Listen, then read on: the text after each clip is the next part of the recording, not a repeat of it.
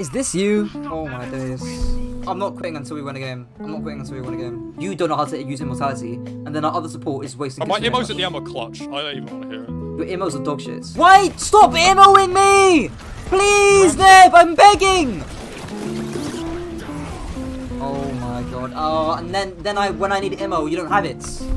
Stop. It's time to stop! That's the first step to stop a losing streak, is to stop playing. If you've been playing comp and you're not having a good experience, or you have bad RNG, or maybe you're just in the dreaded losers queue, which, let's be real, probably doesn't exist, you need to take a break. Everyone knows that this is the most important step to do, yet it's arguably the hardest. So why is that? Well, it's likely your ego. Your ego isn't allowing you to stop playing. It's saying to you, I can't handle a loss. I can't end on a loss streak. I can't take the hits. And you keep playing and playing until you get that win, which never ends up coming because each game you play, you get more and more tilted. I'm stronger, I'm smarter, I'm better, I am better! In Ryan Holiday's Ego is the Enemy, the chapter Draw the Line resembles this idea best. The problem is that when we get our identity tied up in our work, we worry that any kind of failure will then say something bad about us as a person. It's a fear of taking responsibility, of admitting that we might have messed up. It's the sunk cost fallacy. In other words, you sink in hours per day, sitting in the rank queue, and because you invest that time into the game, you feel that you're owed something, being a win. But when you're on a loss streak, you don't get that reward of winning. So you end up sinking more and more time, playing worse and worse, never actually getting that win. And you only stop because you realise it's 4 AM and your brain's been cooked harder than a contestant in Hell's Kitchen. It's fucking love! So break the cycle. Ego asks, why is this happening to me? How do I save this and prove to everyone I'm as great as they think? It's the animal fear of even the slightest sign of weakness. You've seen this. You've done this. Fighting desperately for something we're only making worse. The second step is to reframe. After actually stopping your loss streak, you need to accurately perceive your loss streak and why it's happened. If you genuinely believe that the loss streak is just down to dumb luck, or in other words, things outside of your control, aka bad teammates, that's good news. That means that you're performing well, that you're doing what you're supposed to be doing, and that due to the law of averages, you will eventually win back your games. For those who don't know, and I brought this up in my mental guide, which you can check out on the top right, the law of averages is the likelihood that an event evens out over time when the frequency is increased. So, the likelihood of you losing 10 games in a row will be evened out over time when the frequency of games you play increases. Obviously, this is assuming all 10 games are losses because of your teammates, not because of you. Here's an example I just had recently. You'll see the gameplay on Oasis, but we essentially had a really underperforming DPS player. He was playing Junkrat and had 820 damage in the first round of Oasis, whereas comparably, I had between 3 to 4k. And no surprise, we lost the game. But did I really care? Was I really fazed by it? Not really, because I knew I was playing better than everyone else in my lobby. And then, no surprise, when the rest of my team were fairly competent, I won the next 4 out of 5 games. However, what if the loss streak is down to me?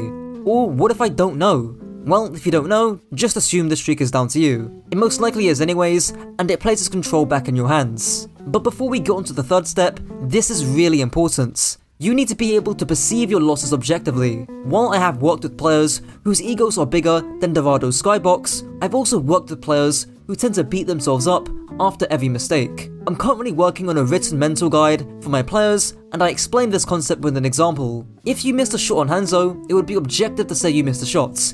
It would be subjective to say you're a bad player. And this applies to every way we perceive sensory information. If you got a D on a test, that doesn't mean you're a bad student, it just means that compared to everyone else, you didn't do very well.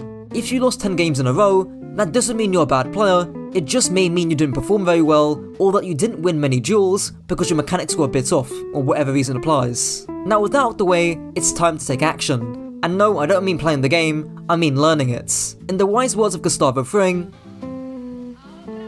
never make the same mistake twice. This is very much taken out of the Be a Student and Work chapters of Holiday's Ego is the Enemy. In other words, spend time out of the game to get better in the game. The most obvious way to do this is with educational content, but you guys already know that.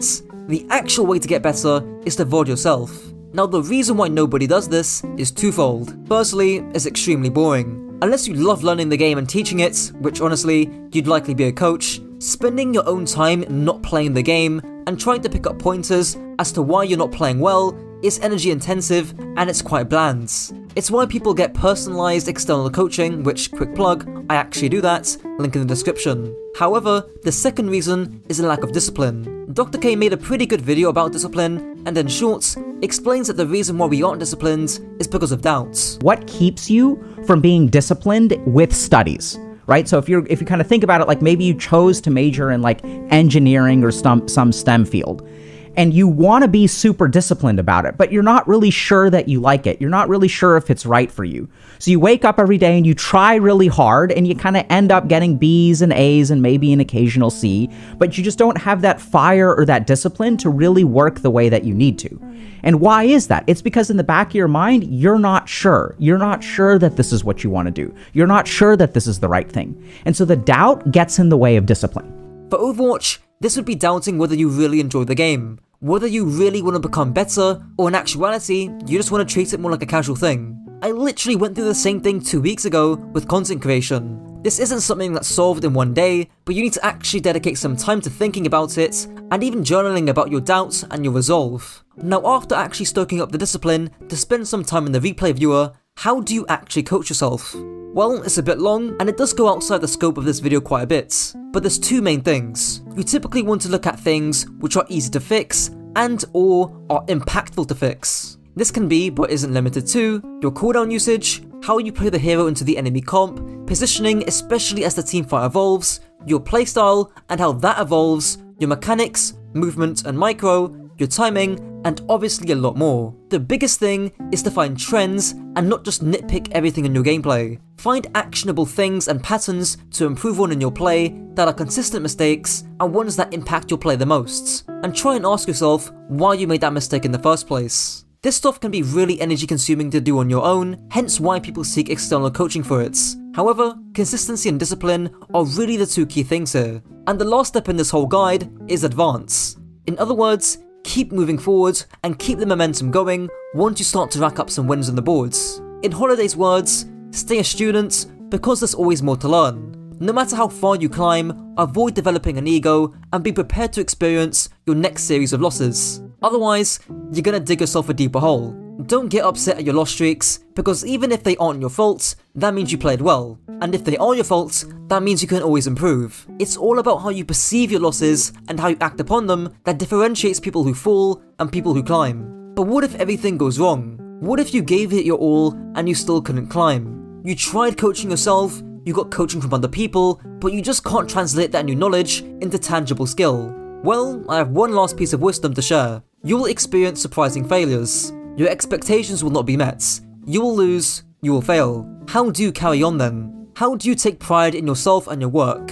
John Wooden's advice to his players says it. Change the definition of success. Success is peace of mind, which is a direct result of self-satisfaction in knowing that you made the effort to do your best to become the best that you are capable of becoming. Remember, the effort is enough.